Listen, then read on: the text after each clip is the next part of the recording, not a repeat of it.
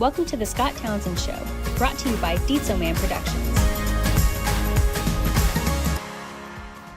You want to go into the top 5 things recruiters wish all job seekers knew? Oh man, so I got a couple angles on this. All right. No update is a no until you are told about the next steps in the process. As a job seeker and you're dealing with a recruiter or even somewhere where you've interviewed, if you haven't heard anything, you have to assume it's a no until you hear otherwise. Meaning the silence will kill a job seeker's soul.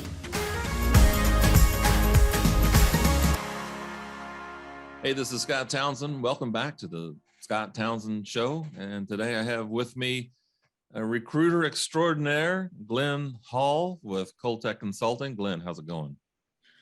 Good, man. Happy to be here. Appreciate you. Yeah, glad you could make it. I think this is going to be I know this is going to be an interesting topic. So Glen's with Coltec Consulting. He's that's his business, and he's a recruiter in the manufacturing space, air and oil and gas, all that stuff. So all manufacturing, yes. All manufacturing, yeah. So he's had years of experience in recruiting. And so he and I were talking the other day about, what is it that recruiters want job seekers to know? So Glen's got some ideas. 5 things every recruiter wishes job seekers knew. So those of you out there listening, watching, hopefully this will help you with your either job search or job transition, or maybe you're looking to change jobs and you kind of want to get some inside baseball, aside from just the LinkedIn profile and the a nice resume, blah blah blah. So Glen, I'm going to turn it over to you. What's the number? Sure. Should we go from 1 to 5 or 5 to 1? Yeah, 1 to 5 is fine. I thought I'd start with 3 myths. Okay. All right. Yes. First myth: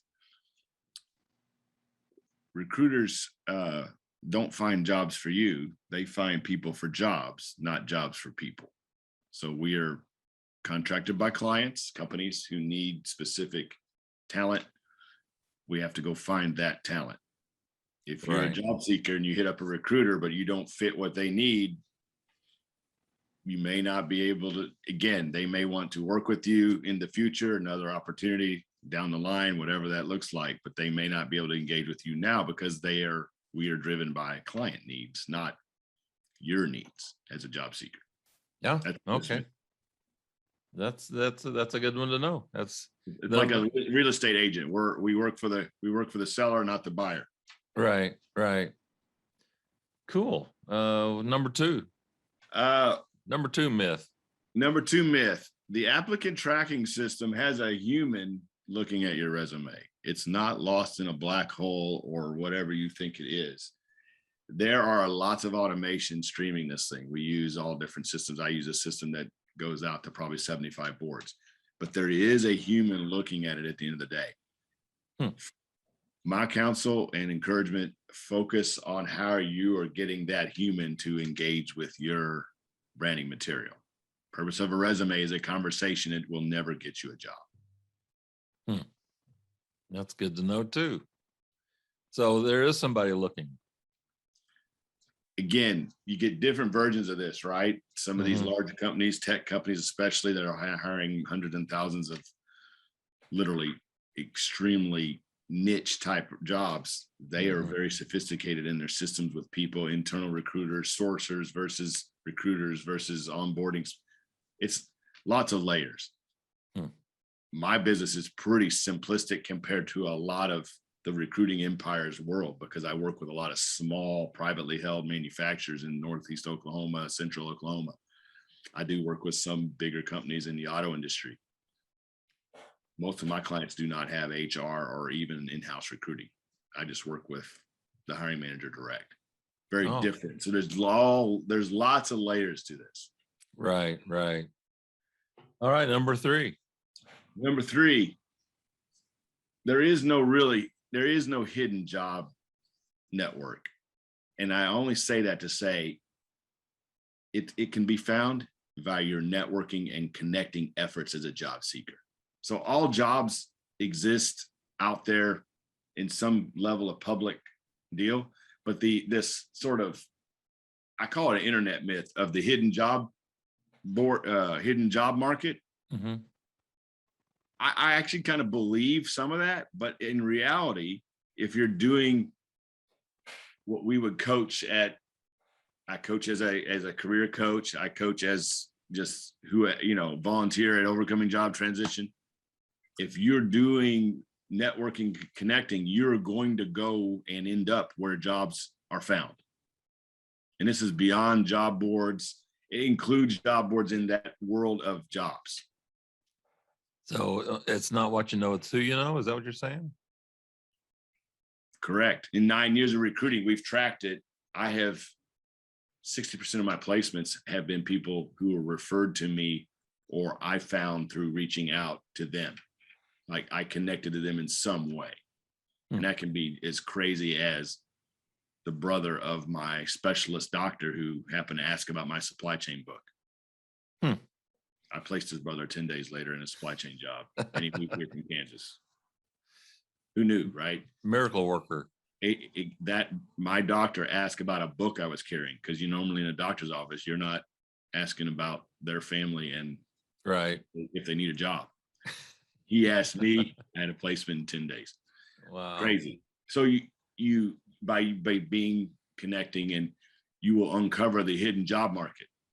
People say, well, there's nothing on job boards. Your experience, your profile, your skills may not fit what is being posted out there at the moment by a recruiter or by a company or any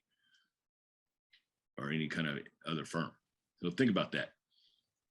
That's crazy. You will find things that are hidden by reaching out and connecting, and you have to have a value proposition, know your story, connect, talk to people about their problems, ask them how you help them, how you help others. So so the myth of a hidden job, well, it's a hidden job board, man. I can't find it. Well, where are your activity?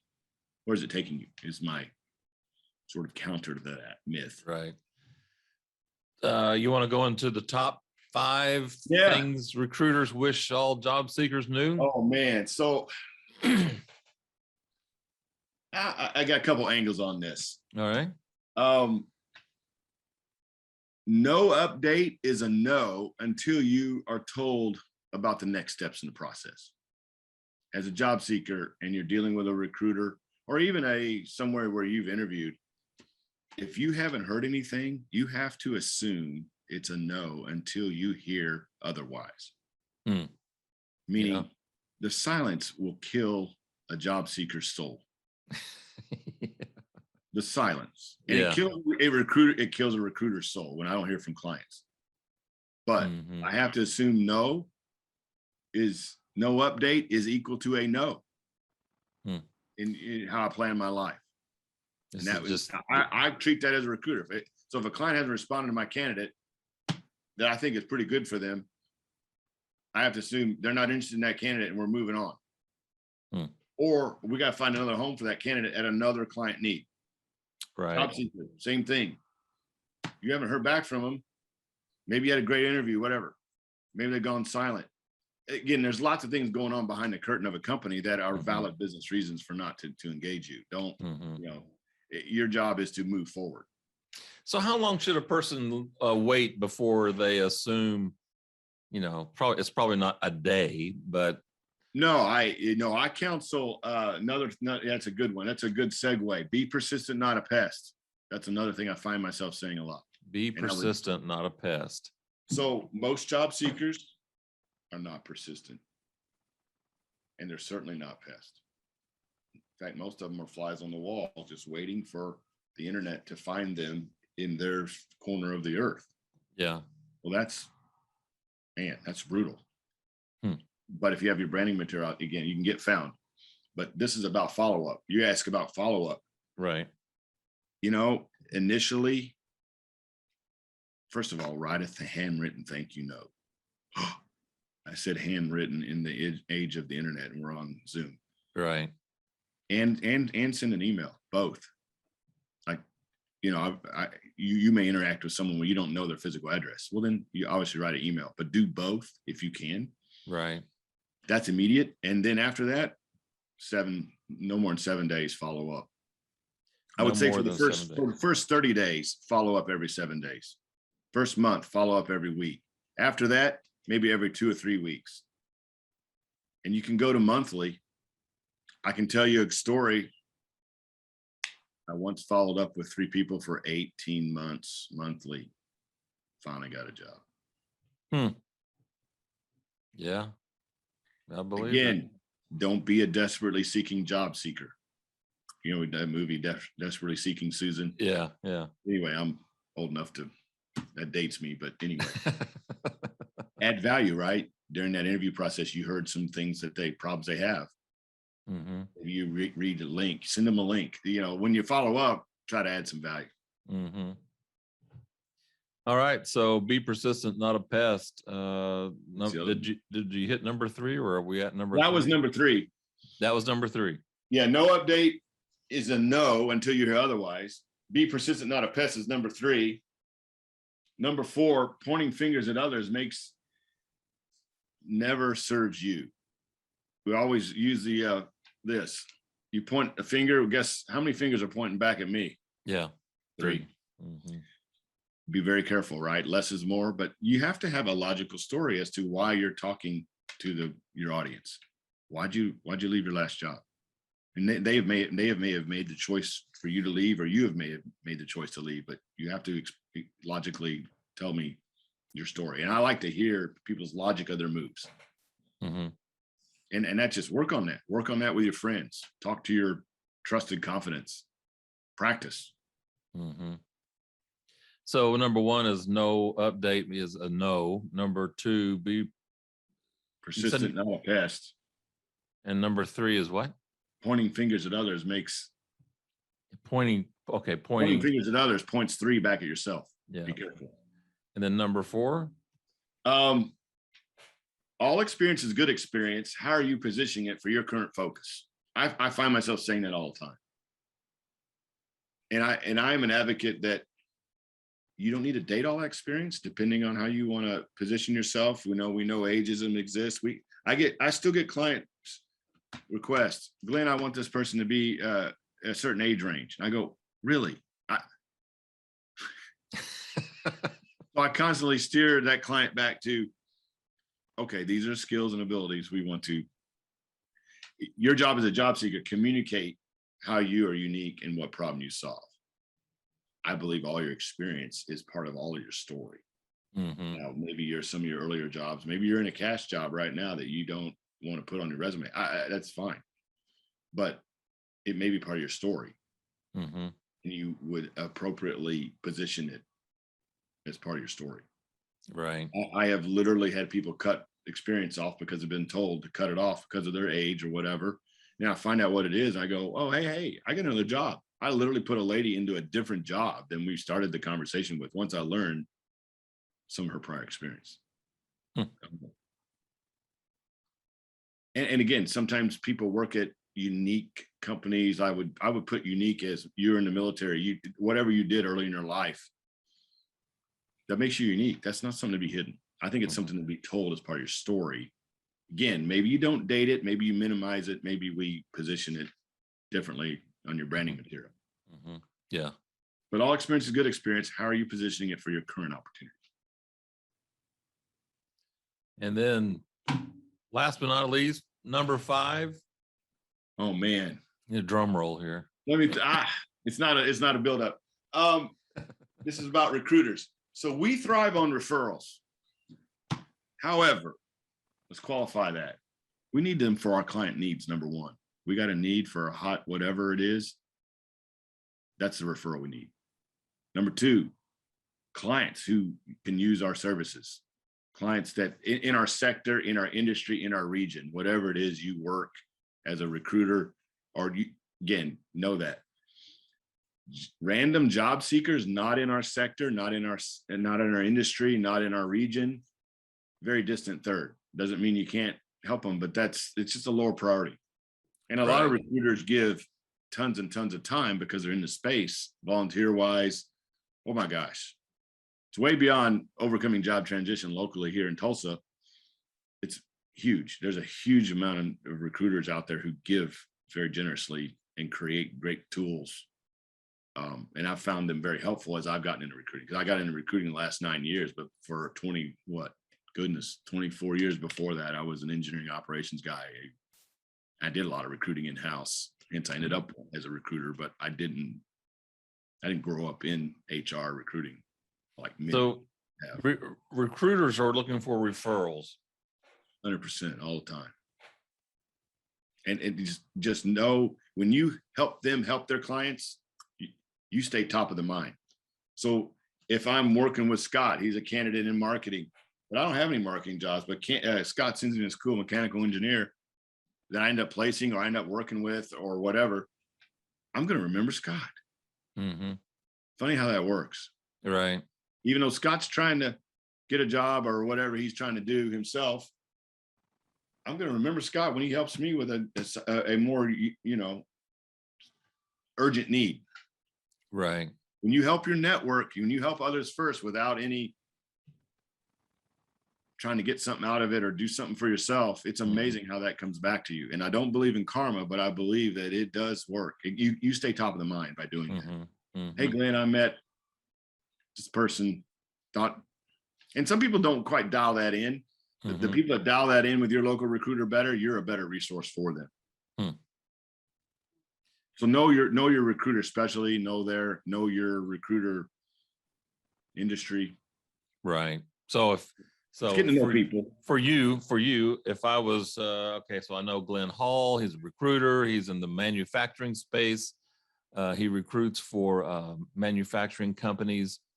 So if I run across somebody who is looking for a job, let's say they're an engineer or they're in automotive or they've had experience in aerospace or right. Could be heavy equipment. It could be oil and gas. Interesting. And they say the manufacturing here.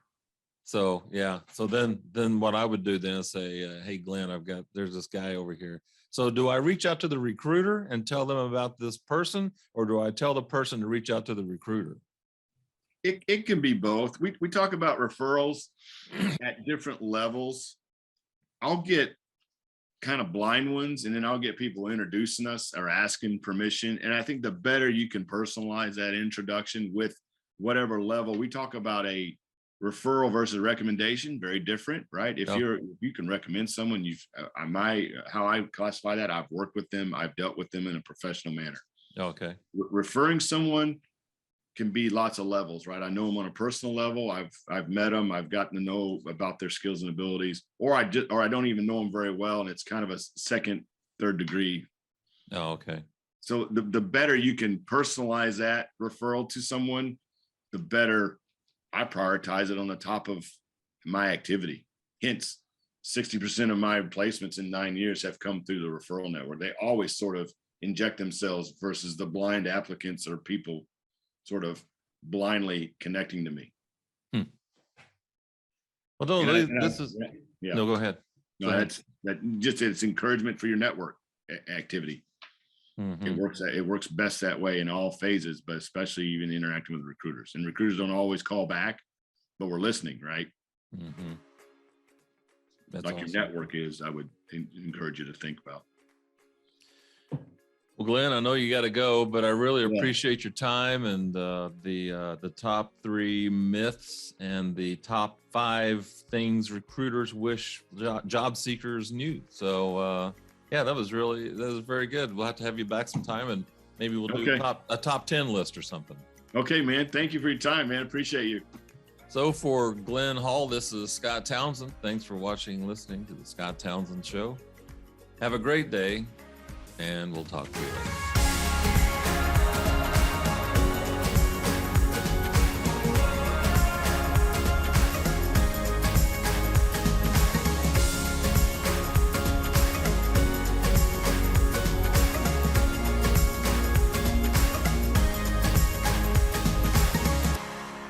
The Scott Townsend Show is a Deetsoman Production. For more episodes, visit the Scott Townsend Show YouTube channel, listen on Apple Podcasts, or wherever you listen to your favorite shows.